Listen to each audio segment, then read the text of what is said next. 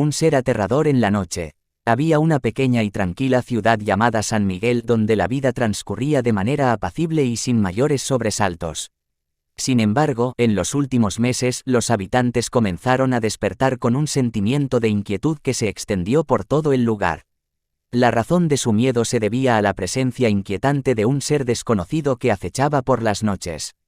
Se decía que este ser era alto, esbelto y su rostro estaba cubierto por una máscara que ocultaba su verdadera identidad. Sus ojos, fríos y despiadados, eran capaces de helar la sangre de aquellos que se atrevían a encontrarse con ellos. El ser aterrador en la noche no tenía una rutina específica, lo que generaba un terror constante en la comunidad. En cualquier momento y lugar, podía aparecer sin previo aviso. Los relatos de encuentros con el ser eran escalofriantes, susurros siniestros se escuchaban a través de las ventanas, objetos se movían solos y las sombras parecían cobrar vida propia.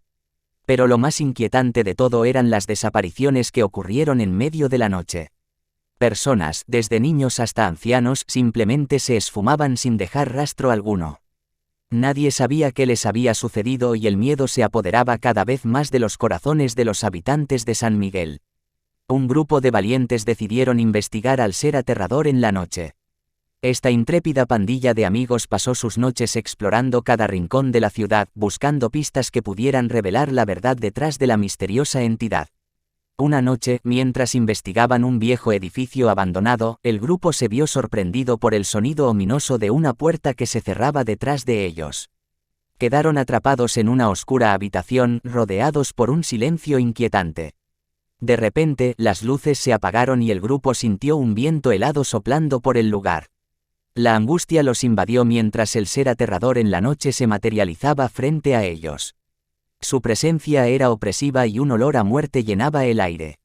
El líder del grupo, llamado David, decidió enfrentarse al ser aterrador en la noche. Con una mezcla de miedo y determinación, se acercó lentamente y levantó la máscara que cubría el rostro de la criatura.